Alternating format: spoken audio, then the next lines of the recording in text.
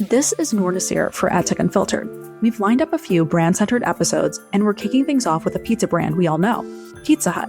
While Pizza Hut may be one of the world's most recognized brands, recognition alone doesn't drive growth. In a category where competitors outspend you, consumer expectations on price haven't changed in decades, and loyalty is harder to earn than ever before, growth demands a different playbook. On this episode of AdTech Unfiltered, I'm joined by Ashley Travis, Head of Growth Marketing at Pizza Hut, who shares how she's rethinking loyalty, digital experiences, audience strategy, and brand nostalgia to fuel Pizza Hut's next chapter. From their Hut Rewards loyalty program to growth metrics that actually matter, this conversation is packed with lessons for every modern marketer. Let's get to the episode. Ashley, there's a lot of exciting things happening at Pizza Hut, as you are well aware, and I have a long legacy of pizza consumption and Pizza Hut consumption. So excited to chat with you about it more today. Happy to hear that. So let's start off with the basics. I want to learn more about what's going on with growth marketing, specifically at Pizza Hut, but what does growth marketing and leading growth marketing look like for you? Yeah, the way that we are thinking about growth marketing is how are we going to enter this next phase of growth for Pizza Hut? Where are we going to see that growth come from outside of what we would typically expect? So, for example, my focus over the past couple of years has been around CRM and loyalty and rebuilding that, relaunching the Hut Rewards program, really leaning into the aggregator or the marketplace space with DoorDash and Uber Eats and how we revisit our strategy there to really accelerate growth in that space and right size our share of market. And then starting to build a channel management organization and a martech operations organization to execute a lot of the strategy and start to do more analytics and diagnosis between carry out, delivery, offline, online, to really understand where we can continue to build that growth roadmap for years to come. So this isn't just a unique challenge for Pizza Hut, but Pizza Hut is competing in a very crowded category for advertising and just in general for marketing as well. When consumers have dozens of food options out there, how do you get them to think about the Pizza Hut brand versus anything else that's immediately available? Yeah, the honest truth is from a media standpoint, we are outspent by our number one competitor by at least 4 times. And so a media strategy alone is not going to help us break through. Amazing creative is not going to help us break through in a commoditized category where our competition is outspending us by so much. So we have to think more strategically about the layers of the business. How do we continue to accelerate frequency with our existing active rewards members, for example?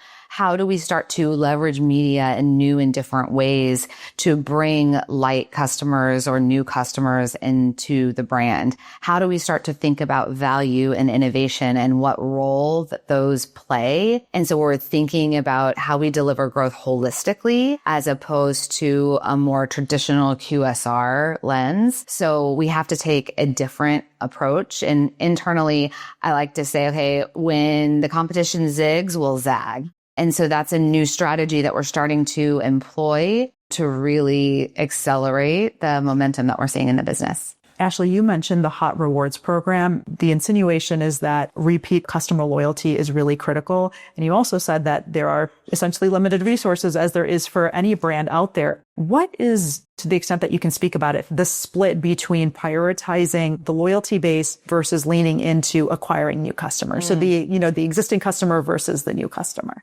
Yeah, it's a constant challenge in marketing that you have to find a healthy balance for, because you don't want to ignore your active customers. They're the ones driving your business today, but you always want to acquire new customers. The reality is, in this attention economy, it's very hard to get new customers into the brand. And, also, how do you define a new customer? Because there are very few people I've met in my life that have not had Pizza Hut at some point in their life. So for Pizza Hut, it's about reigniting that passion and the memory structures that they have for Pizza Hut to have them reconsider us again. And then for our existing customers, it's making sure that we are consistent, that we are building trust, and that we are a brand and a food option that they can always rely on, and really focusing on, are we delivering them value? Are we delivering them convenience? And then are we delivering them taste and quality that they can rely on?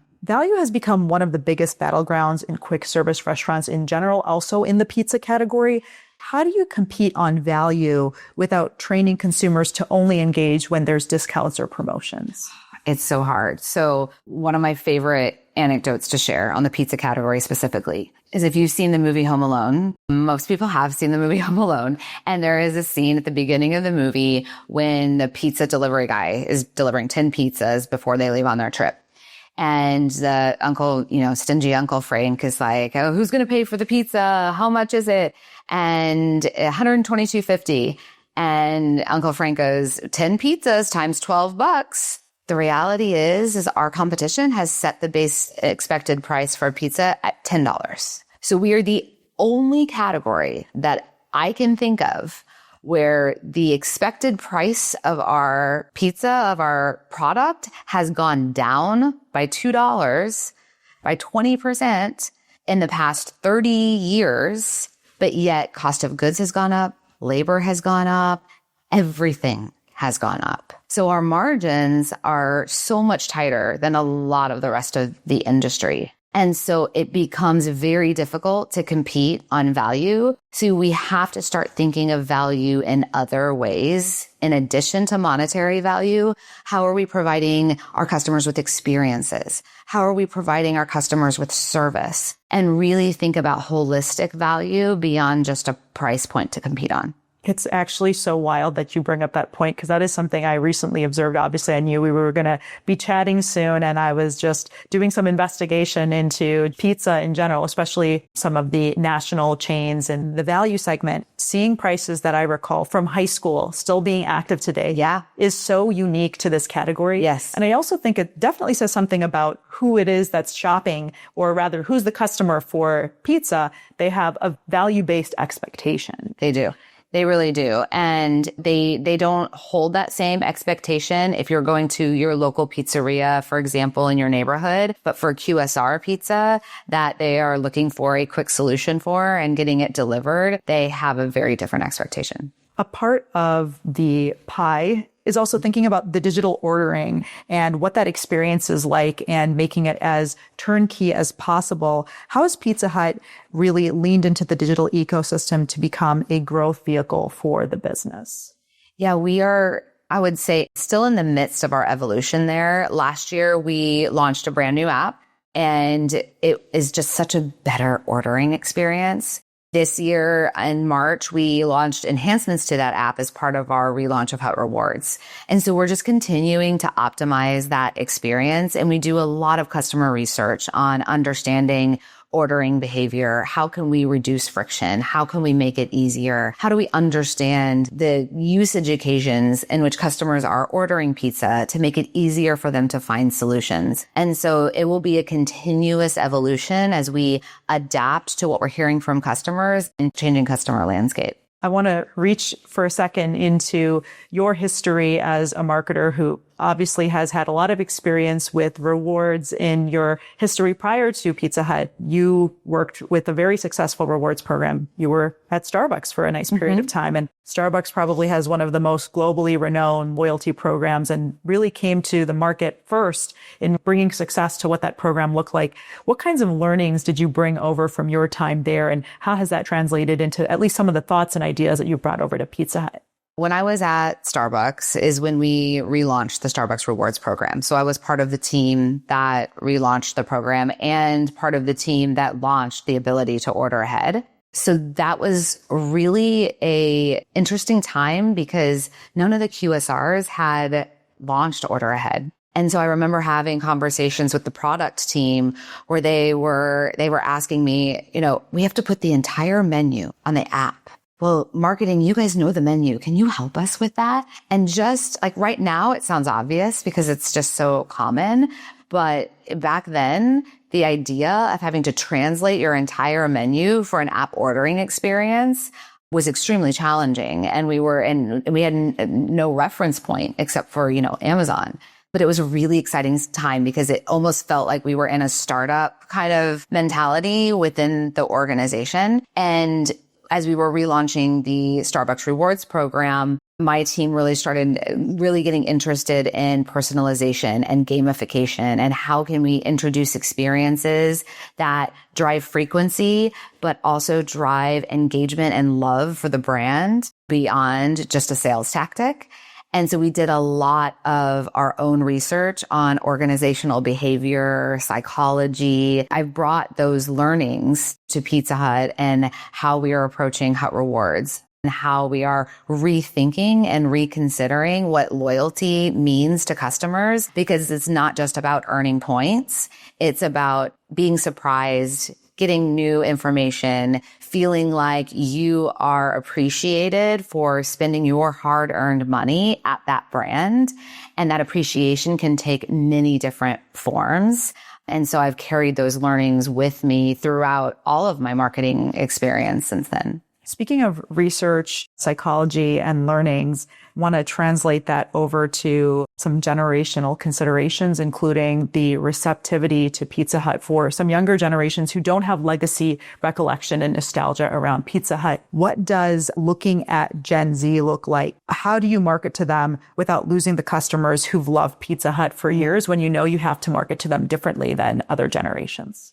No, we've been on a journey as a brand for the past several years when it comes to Gen Z. I think we've tried to go hard after Gen Z. We've tried to, but now we're really focused on like millennial families. And the research that we've done, it really shows it's not about a generation. It's not about millennials versus Gen Z versus Gen Alpha versus boomers. It's really about life stage and when customers need and want pizza as a solution for an everyday occasion, not just a special occasion. And what we find is that right now, the life stage that most Gen Zers are in, it is that more special occasion of pizza. And they're usually with groups of friends. And it's just harder to influence the purchase decision. Whereas at millennial families, I'm a mom of 2 boys, 8 and 5. We eat a lot of pizza in our house. And so the share of pizza eating occasions is more. But Gen Z is going to be in that life stage in the not so distant future. So what we're trying to do is how do we pull on those memory structures that millennials, have with their experience with Pizza Hut from their past? But how do we bring it to life in a modern way that captures the love of 90s nostalgia that Gen Z is actually seeking right now? So we're really well positioned right now to be able to, speak to both demographics through this like wave of nostalgia being cool. And we're really excited about some of the work we have coming up that's going to really harness that love for the brand of the past, but bring it to life in a way that's modern for today. I love the way that you frame who you're going after and why you're going after them from an audience segment standpoint, because just my experience outside of the realm of this conversation, outside of me working in the marketing advertising space, aligned with exactly what you said. I'm not a millennial mom. I am a millennial. I did look at value-oriented pizza as a solution for a problem, and that there are moments in which it just makes the most sense. And if you want to go with, I live in Chicago. We've got a lot of very high-end artisan pizza around. You start ordering high-end artisan pizza for a family birthday party, children's birthday party, it's going to be $1,000. Exactly. And also the kids probably won't like it. So it really makes a lot of sense to turn to it, especially, again, going back to the turnkey-ness of it, right? We're looking to rely on something that can fulfill a need. And for that need to successfully be met, just really have some appreciation for that as from a strategy standpoint. Yeah. And I mean, pizza can solve like so many different usage occasions. And while we know other QSR pizzas are our competitors, and even, your local pizzeria down the street, you could consider that a competitor. The reality is, if you want an artisan pizza, it's not, do I go to my local pizzeria down the street or do I order Pizza Hut? No, you want that experience and that meets that occasion.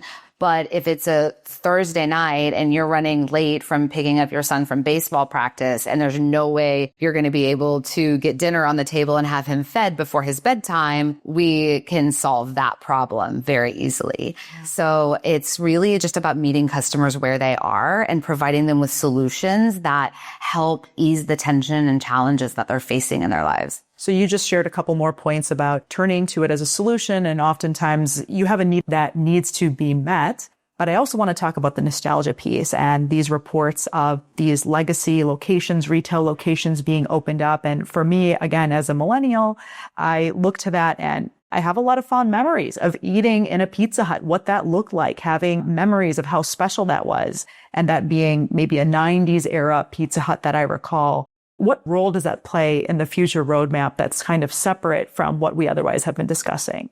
Yeah, we are really excited about all of the love and attention and just memories that people are sharing right now of Pizza Hut as they knew it and they grew up with it. The love of Book It, the love of Dine In. I was driving from Dallas to Austin and I was going through Waco where Baylor University is. And there was a dine-in Pizza Hut restaurant. I think it was 11 p.m. The lights were still on. There were people in there. They were sharing pizza like around the table. Oh my gosh, that's like that's it, right? And so we are leaning into that because that's what customers are telling us they want. So we have a lot of activations. We have a lot of news coming very soon around that piece, including helping customers find their nearest dine-in location so they can go back and have those experiences again. I also want to ask you about just like a classic marketer's question. I have one or two more questions and we'll wrap up for now. When you think about growth, what metrics matter most? And I'll bring up a couple different points. Is it new customer acquisition, frequency, lifetime value, app adoption, or something else entirely? Just to name a couple things that potentially could be metrics that matter most. All of them? Yeah. I mean, they all matter. Yeah. But if we're really talking growth outside of, everything should ladder up to sales growth. But really, one of the metrics that we're really focused on right now is how we increase the size of our active Hut Rewards members. Because we know once customers engage with Hut Rewards, they see more value from Pizza Hut. They come to us more often because they feel valued and they feel rewarded. So that gives us kind of a rallying metric to focus on. But with that comes app downloads because it is now the Hut Rewards app. But it comes with a responsibility that we need to continue to provide value. So that is one of the growth metrics that we're really like laser focused on right now, the app downloads and, married with active Hut Rewards members. And then the goal of that being that it ladders up to same-store sales growth through frequency and all of the other metrics you mentioned. Yeah. Like you said, everything matters, especially in a category where there is really unique and visible application for all those different metrics. Absolutely. And they all tie together. So I think what we've found is it's really helpful to have one key metric or one key rallying cry that the organization can really surround itself on or rally around. Okay, we're going after this. That's your output metric that you're focused on, but then you're looking at input metrics along the way to see how you're progressing against that. Yeah. So a final wrap-up question, Ashley. When you look at Pizza Hut's momentum today, what gives you the most confidence about the brand as it's headed into the immediate future? Yeah, well, we are very excited about the future. We're seeing so much momentum in the business. And, Yum recently announced that we are being sold to Long Range Capital. And we are just very excited about this next chapter of Pizza Hut. We've been with Yum for 40 years. We were part of Pepsi before that. And it really is a signaling point that Pizza Hut is ready for its next chapter of growth. And we're really excited about what that looks like and shaping what that looks like because we already have really strong momentum right now to leverage. And I'm really excited to be part of that next chapter and shaping that next chapter of growth. Yeah. I know you joined Pizza Hut, I would say relatively recently. I know it's been a couple of years now, but there's still a lot of, runway ahead of you. And to your point, I think there could be a lot of excitement around this new deal. It's a national headline. There's a lot of curiosity, whether or not you work in marketing. People know Pizza Hut globally, as we mentioned earlier. So excited to see what comes next for Pizza Hut and appreciate the conversation. Me too. And I have such high ambitions for this brand. And I have so much belief in the potential of this brand. And every person that I meet, everywhere I go, when they find out I work at Pizza Hut, immediately they have a smile on their face and they say, oh my gosh, I remember, whether it's Book It, whether it's Dine In or the Red Cups, or people have so much love for this brand. And all we have to do is harness that and bring it to them. And I think the world could use a little love. And so I'm excited to be a brand that just puts a smile on people's faces. And you can't ask for more than that. There are brands, and I won't mention which ones, but that have had turnarounds because of emotions similar to ones that we've discussed. Exactly. And so I agree the momentum is there and excited to stay on top of it. Great. Thanks again to Ashley Travis from Pizza Hut for joining. Growth isn't always about spending more. It's about making smarter choices. And Ashley shared how Pizza Hut is balancing customer acquisition with loyalty, modernizing a legacy brand without losing what made people love it, and building around the metrics that create sustainable growth. Whether you market pizza, enterprise software, or something else, there are principles here that carry over. If you enjoyed this episode of AdTech Unfiltered, subscribe wherever you get your podcasts, leave us a review, and share this episode with a fellow marketing or advertising professional. I'm Noor Naseer. We'll see you next time.